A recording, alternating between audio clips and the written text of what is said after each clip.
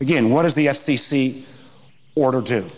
It basically sets three basic rules for how network owners, ISPs, must handle internet traffic. First, it offers greater transparency about fixed and mobile network management practices to both consumers and content providers.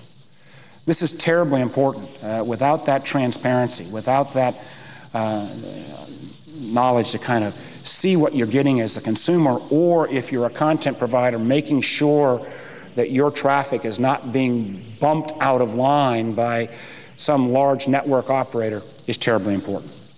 Second, it prevents fixed and mobile network providers from blocking traffic generated by competitors to varying degrees. Again, what does this mean?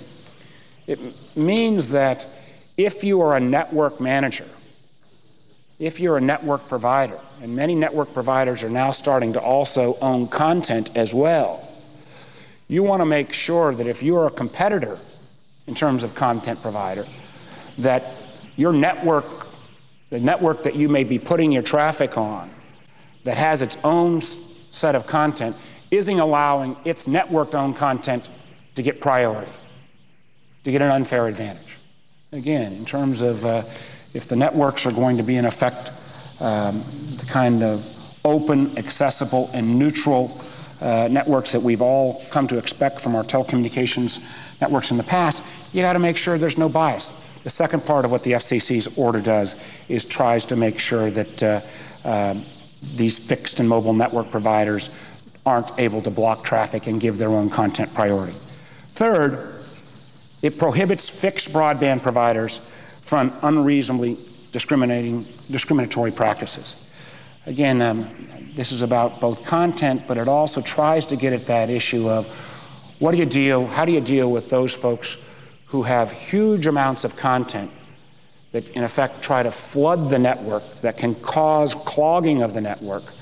You got to make sure that while we want to have open access, you can't have people so overwhelm the network with their particular content without some ability to price that into the network providers' basic service offerings.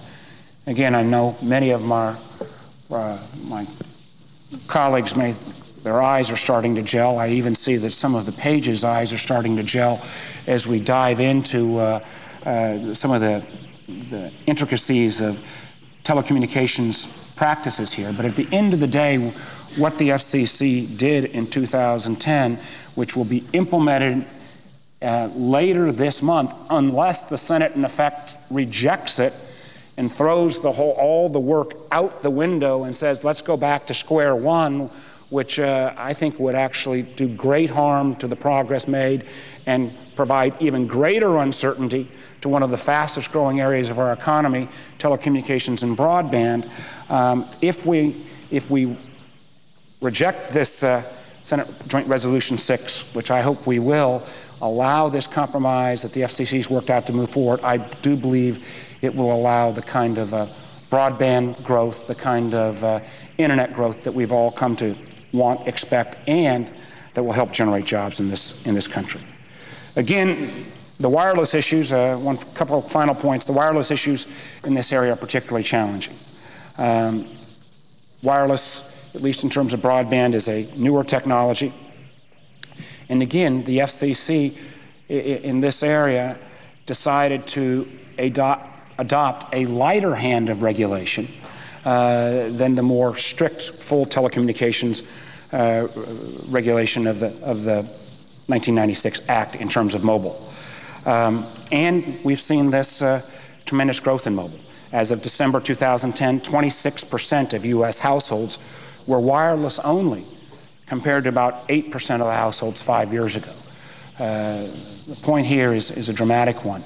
I think about my kids who, as they start to move into their own homes or even at college, don't even have a fixed wireless phone in their apartment in college. They rely entirely on wireless. We've got to make sure that we can continue to build out these wireless networks in the most robust way possible. And again, I think the FCC basically got it right by not putting a more heavy hand of regulation on this wireless build-out, but by putting the lighter hand of regulation. Again, in closing, to me, the real issue here is how do we ensure that consumers and content providers are treated fairly? The internet was designed as an open medium where every service and website had an opportunity to gain a following and to be successful. This philosophy allows bloggers to compete with mainstream media and entrepreneurs across all sectors to compete globally. Small and medium businesses that rely heavily on web technologies to grow and export 2 times as much businesses as those that don't, according to McKinsey. Now, some have argued that neither the Congress nor the FCC should do anything in this area because there isn't a widespread problem currently.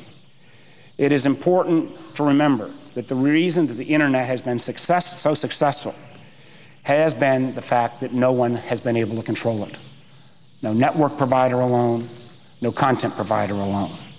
I hope that never changes, and I do believe that the resolution that the FCC reached in their order in December, that again, my hope is that the Congress will move forward on and allow to go into action, again, helps set those minimum rules of the road that will allow both internet growth, that will allow broadband growth, that will allow mobile growth, all areas where the United States can regain the lead, and in regaining that lead, continue to create jobs and advance prosperity.